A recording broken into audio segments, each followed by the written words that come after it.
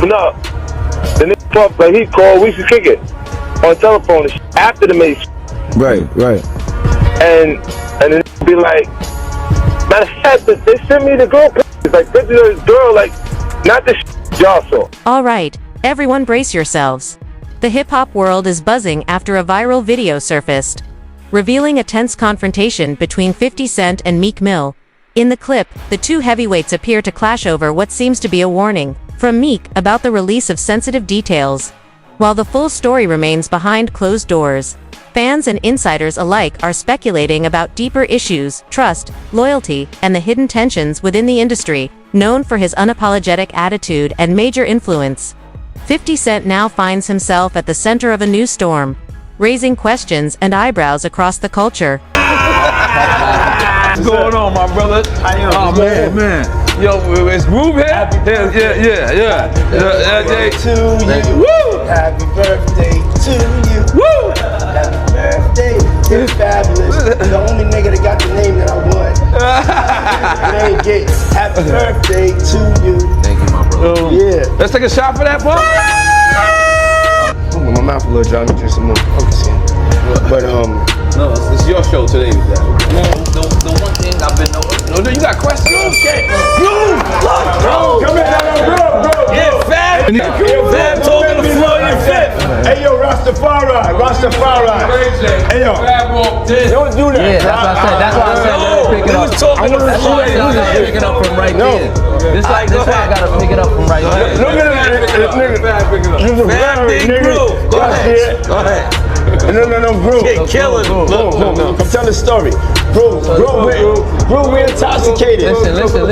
Listen. Oh, bro, you helping me build that beautiful, nice guy, Rastafari brand of yours, huh? I see you, man. I'm walking in at that hallway right there. Bag at? Mr. Lee.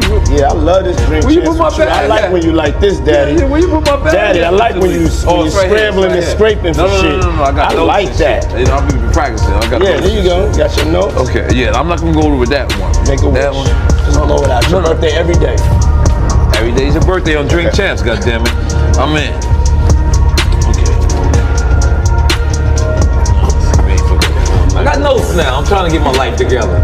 I want to taste the vegan Yo, cake. Fendi, what's going on? Curiously, while 50 Cent-born Curtis Jackson is well acquainted with public disputes and courtroom drama, Meek Mill has built a name not just in music, but also as a vocal advocate for criminal justice reform. The leaked video appears to show a private exchange, with Meek cautioning 50 Cent about releasing information that could damage reputations.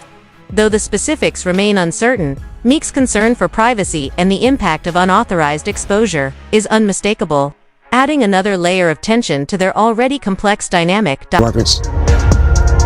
Yeah, it was a couple records. I don't really remember the exact records though. How did they come about though? Him reaching out to you for you to write for him? I did that early in my career when I first signed with Rockefeller. Yeah, it was a little bidding war. Yeah, I got the call from Puff, and me, him, and Nas was going to do a record together. Then I wound up staying at the studio doing a couple records. That's news to me, man. So he was trying to sign you to Bad Boy. Yeah. Yeah, that's news right there, yo. I could have been that Bad Boy. I could have been Rough Riders. Couple spots. Why didn't you sign a Bad Boy? I was already committed to Rockefeller. I ain't signed no contract yet, but it was already done. When you look back in hindsight, do you regret it? Being signed to Rockefeller? Yeah. Hell no. No, I don't regret that at all. So when you look back at your career, knowing that you could have been a Bad Boy or Rough Riders, you still, you could go back, you would still sign. You listen to that question you just asked me. Bad Boy or Rough Riders? Maybe Rough Riders. But right now, in hindsight, looking at things, nah. Nah. Nah. I feel you, man. I feel you. But I gotta ask you, man. I gotta ask you this. How you feel about the situation Diddy going through right now? Man. It's wild. You know, y'all got that game pause. They stopped saying pause and now it's no Diddy. That's a bad joint. That's bad. Man, no Diddy. Have you ever been to his parties? Not one. Not one. Not one. Ever.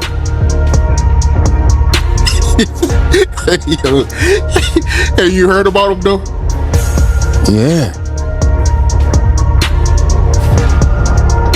Yeah, you hear about them parties? Nah, that wasn't from me. No, sir. What you hear about him? Same thing everybody else heard about him. Since the video's release, speculation has run wild, with fans and media alike debating what Meek Mill may have been trying to shield. The content at stake could be anything from personal matters to sensitive industry intel, but without solid proof. It's all guesswork. Social media quickly magnified the situation, transforming a private moment into a viral sensation. As millions watched and opinions flew, both artists stayed silent on the footage's authenticity, choosing instead to post cryptic messages online, moves that only deepened the mystery and kept the conversation burning. And Fab and Jada and everybody, they made a compilation video with you because they said you were sounding real suspect on the interview. Yeah. Did you see that? Of course, did he see that? Nah, I didn't see it. You didn't see it? I swear to God. Come on, man. You saw that on World Star and on the gram. Check this out. When they started playing the game, the pause game, I would definitely... That came from Harlem, too. Yeah, it came from Harlem. I definitely would say some, oh my, ooh, the crowd would be like, whoa, did he just say that? You know what I'm saying? I don't play games, y'all know.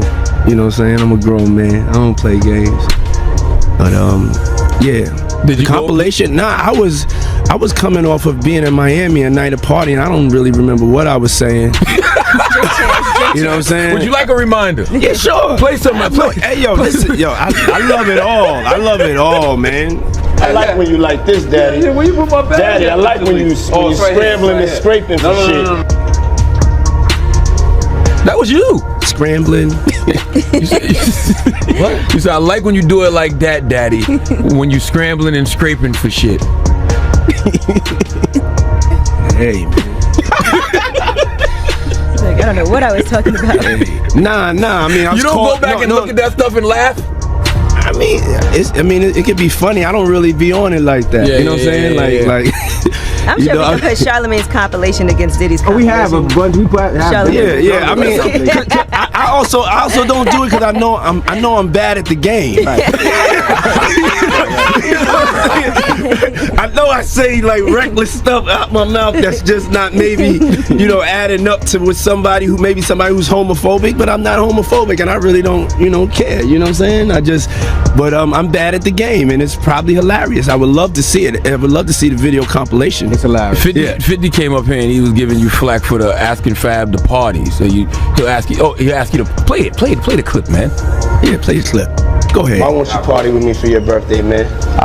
We partied for my birthday before. You came to my party. No, but me and you ain't never really party. You know what I'm saying? I asked 50 about that. He said you did the same thing to him. You asked him to take him shopping. Yeah, I thought he needed some clothes. What? I'm a nice guy. Yo, why are you and 50? Hey, yo. Why y'all got? Hey, yo, I don't have no beef with I don't know why. With Fifth. He loves me. He loves me. Do y'all really can't have see a it? beef? I mean, y'all can't see it. No, we can't see it. Y'all can't see that he loves me. But see, you really, hold on, you really think that's hate? When you really break it down, you've been out here a long time. You know he loves me. I don't think he like it. You know he loves me. I don't think he Okay. But why not? Y'all both passionate. Y'all both I don't know. Yo, check this out. I don't know. Like, I y'all don't. both the same. No, we are not. Okay. We are not the same. But I mean, we are as not far as cut the way from the you same guys work cloth. and work hard. Yeah, and you know, what I mean, I respect that. I don't never hit him with no, you know, nothing. I don't even think of no other man. Besides, if I'm thinking about another man, I'm thinking about uplifting. I'm not thinking about all that. All them gnats, you know, they can't really touch me. Y'all, at the end of the day, y'all see and y'all know what it is. You know, the track record. Y'all know the business acumen. Y'all know the community service. Y'all know what I'm about. You know, and when he does that, it's like funny to me. I don't really take it personal. I know he has a different sense of humor, and he's just not in my life. We don't have to never cross paths, and I will never say nothing negative about him, you know, because that's just not me.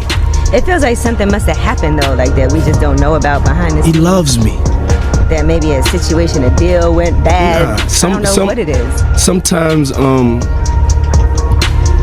people that feel like they don't like you and they act like that, they really love you. Like I'm not like, you know, just saying it to say, you know. But I mean, it's something about me that has him on me all the time, and I'm not. The leaked video also raises important legal and ethical questions about consent and privacy. Sharing private conversations without permission can carry serious consequences, from lawsuits to reputational damage. Beyond the legal stakes, the clip offers a rare look into the unspoken rivalries and shifting power dynamics within hip-hop. While collaboration is common, underlying tensions and ego clashes can quickly disrupt even the strongest alliances. At the core of this situation are trust and loyalty to vital elements in an industry where influence can shape, or shatter, a career. But I want to backtrack to a comment you told me earlier that caught my attention. You gave a shout out to the Pirus. I had no idea. You a Piru? I was just playing when I said on Bloods and Crips, meaning like I'm serious. That was a kind of a joke, like on Bloods and Crips, cause I was just joking. Yeah, that's why it was a joke. Yeah, that was a joke. Cause I said on Bloods and Crips, cause I was joking. Meaning like I'm so serious, I put it on everybody. Like.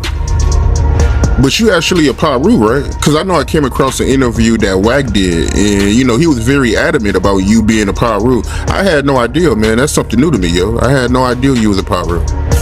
Well, since I was I don't even remember, 4 or 5. I grew up in a neighborhood in Carson called Centerview, so that's where we grew up, and everybody adapts to the neighborhood that they from. So yeah. And now doing positive things with the gangs is crazy. Our new company, Gang Up, is a company that'll actually, I think, open up more opportunities than ever for every gang all over, with some of the stuff that we're gonna implement into this new campaign. So I really can't wait for everybody to see that. So they see that if you were affiliated or a part of a gang, or you know are now, because you're young. Usually when you're gang banging, it's like from like 12 to like 18, and then you kind of go into college and have babies. But and it's instilled in you forever. But I think that with these new opportunities, that myself, Donut, and the new team that we're working on now, it'll definitely, I think, change where we are now in gangs, and give them a new approach and something else to look forward to. Yeah, that's dope, man. Salute to you for that, man. But you being a Piru, how did that come about? Did you get put on, or how did that work? My neighborhood was Pirus, which is the P. But yeah, that part of Ray J and part of my world again is very small, in a sense of, if you're from out here, then you know what's up. If you're from anywhere else, you might be like, what the you get what I'm saying? And so it's a definitely a LA thing.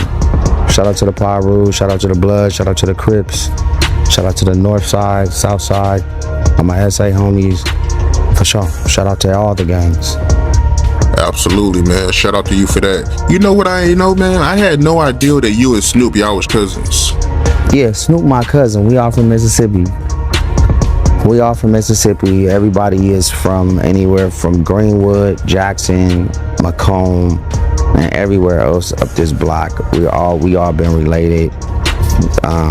And you know, it hasn't been a super duper public thing over time, but I think it's getting more popular now. But my granddaddy used to take you know, Daz and Snoop's either mom or mom's sister or cousins to school way back before we was born. Like it stretches far back before us. So shout out to Snoop, shout out to everybody in Mississippi, up the coast, up to 55 and on down. So did you know the whole time that you and Snoop was cousins, or did you find out after both of y'all was famous? Nah, hell nah. Snoop used to come pick me up, Snoop and Daz, when I was real, when like Brandy had her first album popping. I used to lie to Pops and tell him I'm about to do my homework somewhere down the street. Snoop and Daz used to pick me up, used to hide under the seat, used to take me to Can-Am every day. Yeah, this shit been going on for a hell of a long time. In the wake of the leak, both 50 Cent and Meek Mill are likely focused on steering the narrative and safeguarding their brands. In today's fast-moving digital world, controversy can quickly snowball, threatening everything from public image to sales, sponsorships, and tour revenue. These industry veterans understand the weight of perception. Reputations are on the line. Silence isn't strategy, it's calculation. As the tension lingers, both are surely navigating this storm with precision, knowing that in hip-hop, every move counts when careers are at stake. Everything that's going on with Diddy right now, it's just not okay. And you know, when somebody is around somebody, we're counting on them to be one of our leaders in a space that we're all trying to get to. That's not acceptable to do, and it's not okay. I mean, it might be forgivable in the sense of a spiritual realm of life, or forgive everybody, but it's unforgettable, and that's where you just draw the line on friendship and hanging out and supporting and being cool. It's like, niggas, it's done, you know, and that's it. Yeah, that video was out of pocket, man. It should never get to that point where you stumping a female, man. It's not okay, man. And it's not something that niggas can just take lightly, you know? Cannot do that. Not okay. This is not cool. Dude. You knowing Diddy personally, was you surprised when you seen that video? Heartbreaking. And shameful.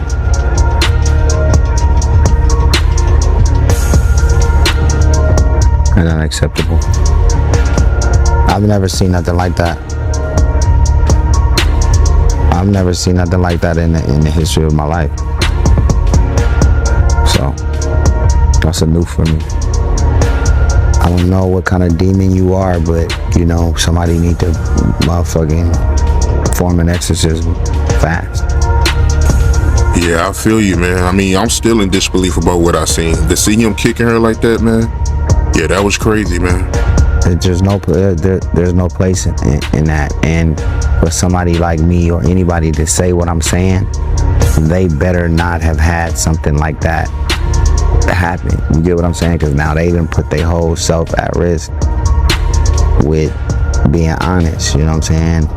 It's like people watch these reality shows and you see certain people arguing and shit get a little tense, right, on reality, but there's a certain level of where you don't go. You get what I'm saying? And this and that just do not go together. It just doesn't. You can't compare this of, you know, a back and forth verbal whatever it is in the sense of having a disagreement, right? And even getting too loud at this point is not even okay. But that is way on another page. of somebody yelling or screaming. That's not humane. You think it's over for him? It's not about that. It's just about, life in this industry goes on without certain people because their membership club is revoked. Their membership in the club is revoked. It's over. So you don't have room to make mistakes like that in the big club. You can't do that. You can't. It's inexcusable. What you mean by that when you say his membership is revoked? Meaning, if you threw a party tonight, the people on your invitation list, Fat Club, the people that throw a party tomorrow or a foundation for be anything that has substance to it, right? It's no longer available for some people to be invited to or welcome. For both artists and fans, this moment underscores the value of trust and credibility in a hyper-connected world. In an era where every move can be captured and shared in seconds, transparency and caution matter more than ever. The viral clip, while intensifying the drama between 50 Cent and Meek Mill, also reminds us not to take every headline at face value. Behind the noise lies a deeper truth about the music industry's complex web of loyalty, influence, and power. Though the full story remains in the shadows, its impact is already echoing through the culture. Do you think Diddy should be held accountable? No doubt. I didn't think that way, because I too was traumatized in a way, to be totally honest. When you pull somebody out the car and they done pissed and they done shit on themselves, and you got that dead weight in your hand, and you gotta sit down there and tell this man mother, what you heard, what you saw, after this dude that lied to his mother. That's trauma, bro. I don't care how hard you is. And Biggie ain't the only dude that I've seen get murdered at a party, or being murdered. But he's the only one that I had to grab in my hands and carry and help put him on a gurney, a stretcher. He's the only one that I gotta constantly hear his music on the radio. He's the only one that I can't get Miss Wallace out of my mind when she grabbed both of my hands and said, I don't want to hear no more, with tears in her eyes, man. To have an experience like that, for probably and arguably the world's greatest rapper of all time, that's crazy, bruh. So now, he's responsible for not having enough security. He's responsible for having Big there. He's responsible for not listening to security by telling them, if we go to this party, one of us gonna die tonight. Somebody gonna get killed tonight. They coming to kill us, Puff. I want these kids to know, ain't no party that big. Ain't no party that good. Ain't no party you should go if you feel or you told that you may not go home. He owed Ms. Wallace. He owed Ms. Wallace. And I didn't feel that way at first until I heard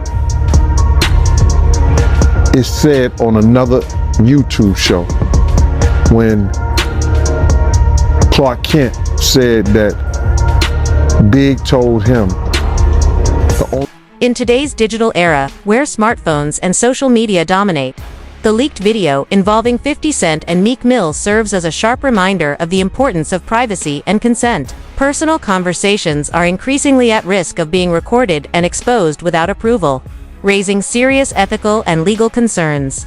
This incident also highlights the urgent need for stronger digital safeguards, especially for high figures. For artists in the spotlight, investing in cybersecurity is no longer optional. It's essential to protect both personal boundaries and professional integrity. And Puff set it up for them to go. And you said when you got Biggie out the court, he was what? Oh man, yeah, urinated and yeah, shit on himself. Oh man. So with all that being said, what do you think should happen to Diddy for Biggie murder? Like I said, I'm not the judge, I'm not the jury. I think that way back then, because of Arista Records and Bad Boy knowing that there was threats, and you heard Puff lie a couple of times in the past.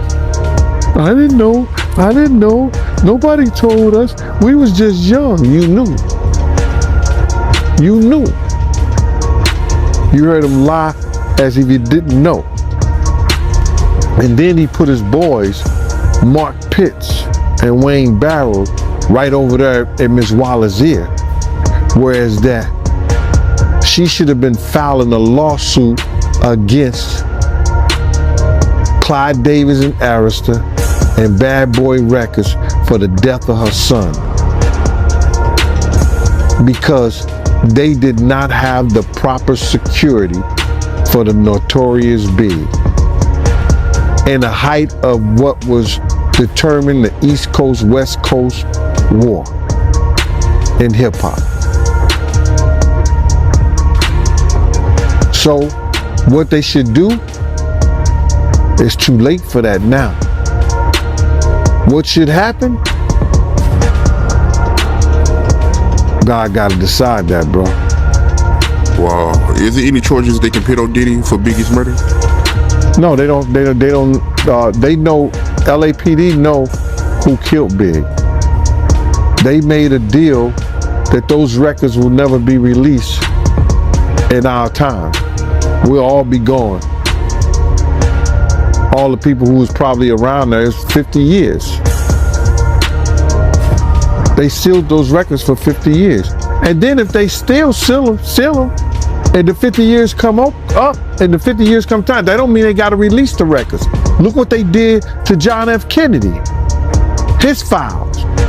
The 50 years is up. What they went back and they closed it. They closed it back again. While public curiosity around celebrity lives is natural, it must be balanced with a sense of responsibility. The leaked video raises important questions about the media's role in handling private matters. Journalists and outlets should approach such stories with care, ensuring their coverage respects the dignity and privacy of those involved.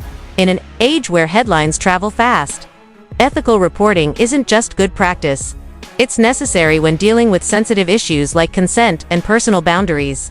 From this, because a lot of people saying it's over for him. Oh, it is over for him. Come back to where? To be in the entertainer business? Listen to me, man. And I don't want to bring this guy's story up because it's old. And I know he's trying to live past it. But I'm going to bring it up anyway. Ray Rice, his wife, spit in his face. And he did what he did on that elevator. He ain't played one football game after that. Nowhere that I know of. He may have went overseas and played or something like that. I don't know that to be true. But he didn't play in the NFL, a hell of a running back. He ain't played not one down in the NFL after that. No endorsements. Nobody's going to have anything to do with old boy. And when they come out with this other stuff, he gonna come back to work. I wouldn't be surprised if he do the ultimate sin, his suicide.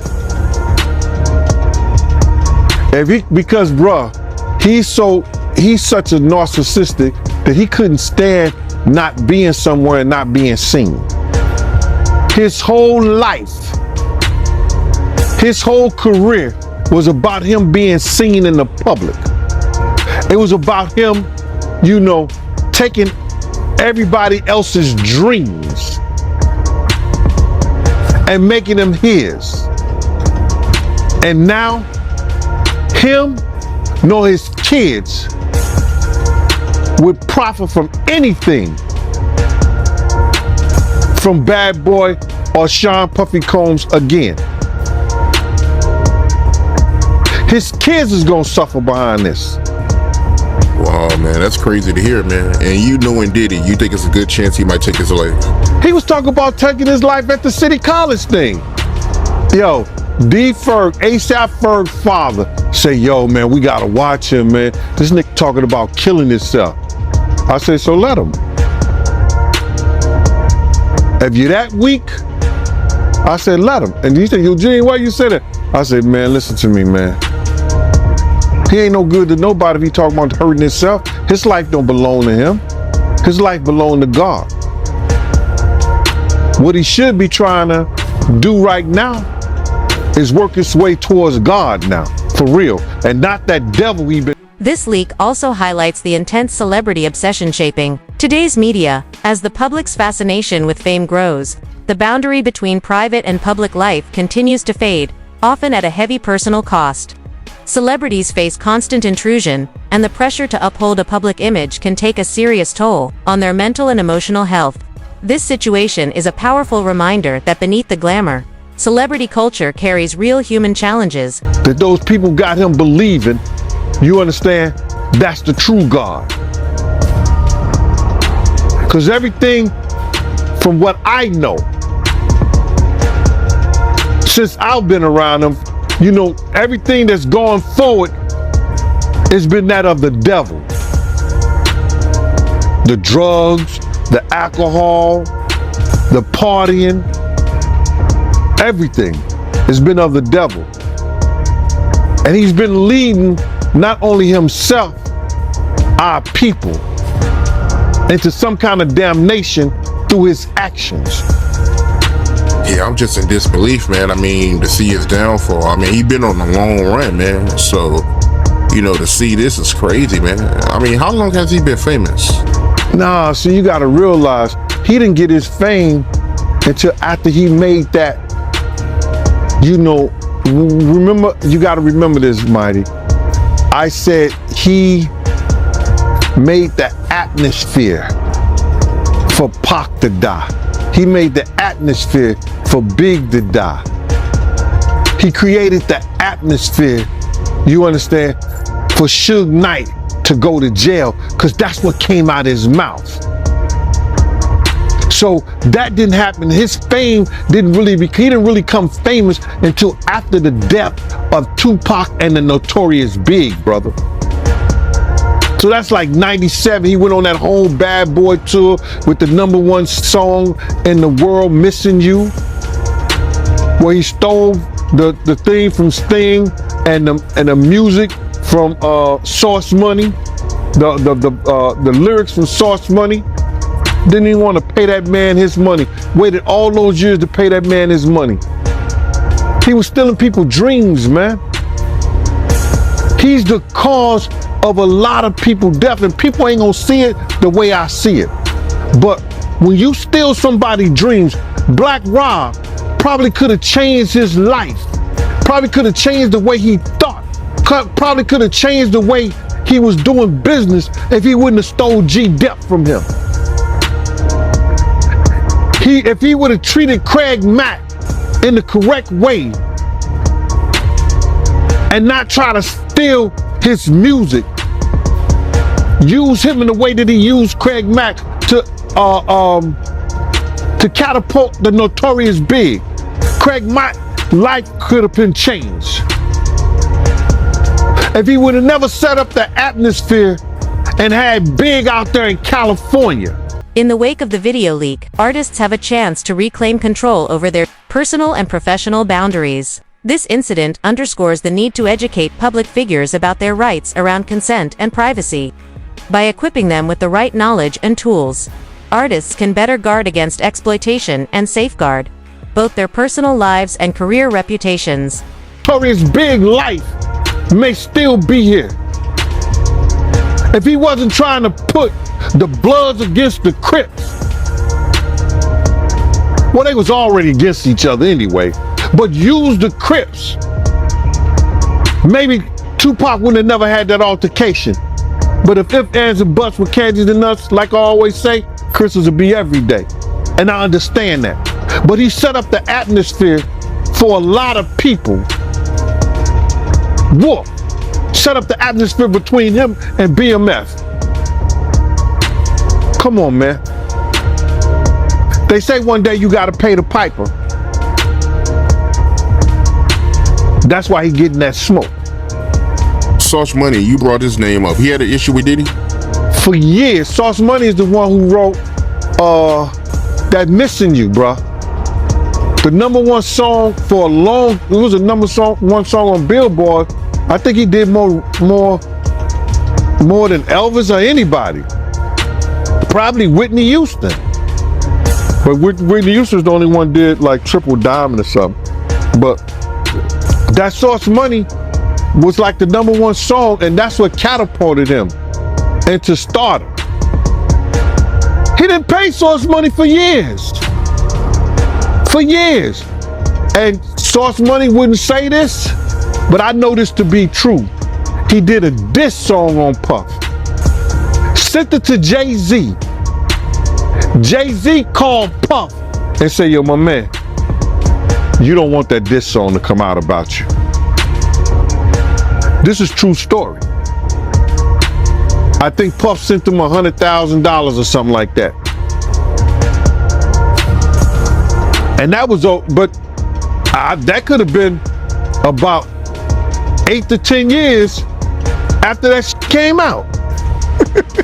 You know how much money he made and show money and everything he did on that? It's crazy. But video leak involving 50 Cent and Meek Mill highlights the urgent need for greater transparency and responsibility within the music industry. Artists, managers, and executives alike must be accountable for decisions that affect careers and lives. By promoting a culture of integrity and openness, the industry can build a safer, more ethical space for everyone involved. This lesson extends beyond the insiders, reminding fans to appreciate the humanity behind the fame.